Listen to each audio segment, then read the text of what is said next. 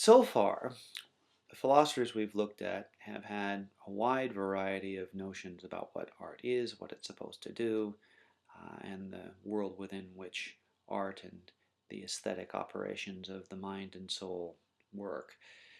But within all of that, there is an idea that certainly seems to be lifted up again and again and again of prime importance for the functioning of art and for our aesthetic life, and that is the idea of beauty.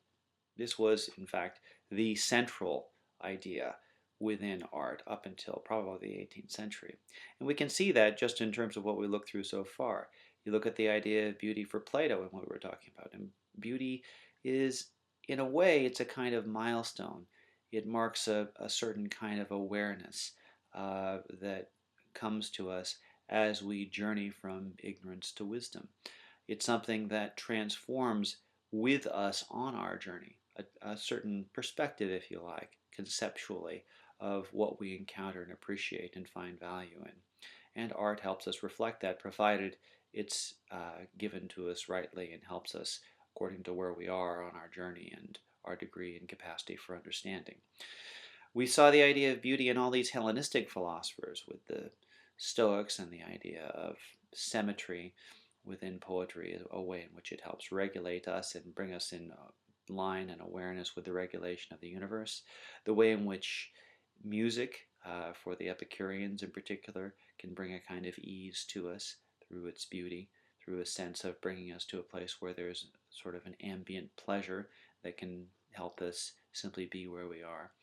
The idea of beauty is a significant concept in all of these, but in all of them, even in Plato, there's a way in which, as crucial as beauty is to art, and as much as it doesn't just have to do with a sense of taste, it has this ethical dimension. And as I was mentioning in the other one, even in the other discussion, even a soteriological dimension, right? A sense in which it helps us find grace and salvation and awareness. It still is, for lack of a better word, instrumental. It's still something that is important because of what it does. But when you get to Plotinus, the Neo-Platonic philosopher, he's operating in the 3rd century of the Common Era, you get to a philosopher for whom beauty is a dimension of reality. And when art expresses beauty or taps into beauty, not only is it doing, as Plato seems to suggest, a way of helping us reflect upon the realities that are around us as we're capable, it is a kind of that reality. Let me say a little something, a little background about Plotinus so you can begin to get a sense of what this is. Plotinus has a view of the cosmos that is what we sometimes call emanationistic. His Neo-Platonism, his New Platonism, is a Platonism that proceeds in terms of emanations. And it is a way of looking at the world that those of you who are familiar with Brahmanical thought are going to recognize right off the bat, because it's striking how many parallels there are between Plotinus's Neoplatonism, the emanationism that comes out of the Neoplatonism and Brahmanical thought. Here's what it is. Plotinus begins with the idea that the most real thing, the reality of the real, is something he simply calls the One. Now, because it is the basis of all reality, it is beyond all thought, description, comprehension, all these things. It is quite simply the condition for the possibility of there being anything at all. From this emanates, reflects out, effulges, if you like, flows over another dimension of reality, the second dimension of the reality, or hypostasis of reality, stance of reality, that he calls the intellect. Now, the intellect isn't your intellect or my intellect. The intellect, and it's not even really exactly God's intellect, the intellect is the capacity for intelligibility at all, right?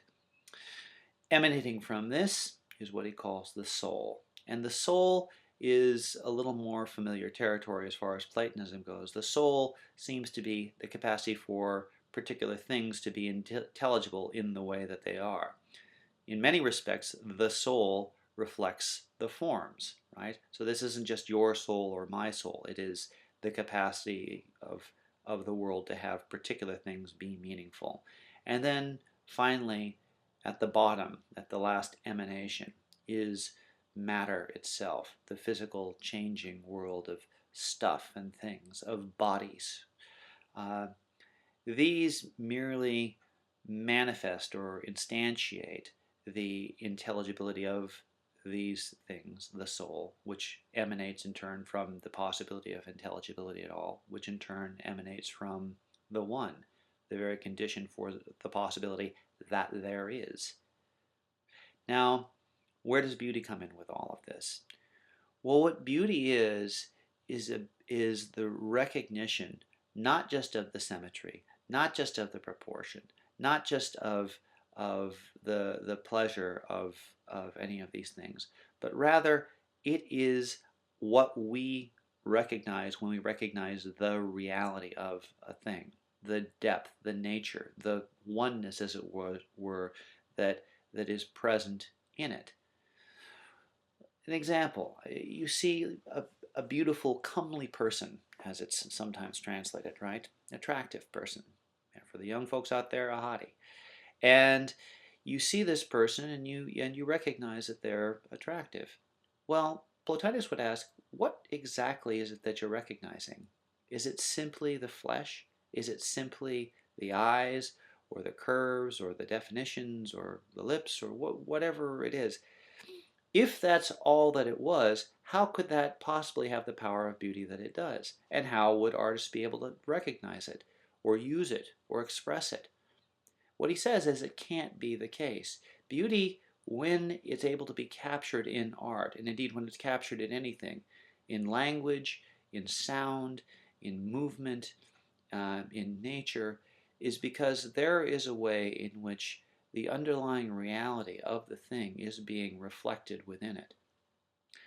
Art saves us, not simply as the other Hellenistic thinkers thought, because it helps us bring in ourselves in line with the nature of the world as it really is, and have a kind of harmony. Art saves us, indeed the aesthetic dimension saves us, because it is that being in line of us with the world. It is that. Not just that it brings it in, it is that. Beauty is that. In this sense, art has, in being what it is, almost, and I might be putting this a little bit strongly, but I don't think it's too strong, it almost has a sacred quality in itself. This isn't to say that we should lift up artists on high. It's not a question of genius. It's not a question of the arts being important exactly. But it is to say that when we do those things that bear genius or bear beauty as they do, their importance is not just that they move us or inspire us. That is us recognizing the depth of what we are. Art is almost, has the capacity almost to be transcendental in a Plotinian sort of way, a Neo-Platonic way, because it wakes us up to the depths of the fact that there is a world that may be at all. So, the beautiful and the sacred merging together in a very, very deep way in Plotinus. And you can see already, I'm sure, the way in which that is going to play into the themes of the religion, the overarching religion of the Middle Ages, and in turn from that, emanate out, so to speak, into the humanism of the Renaissance. So I'll get to that in a second.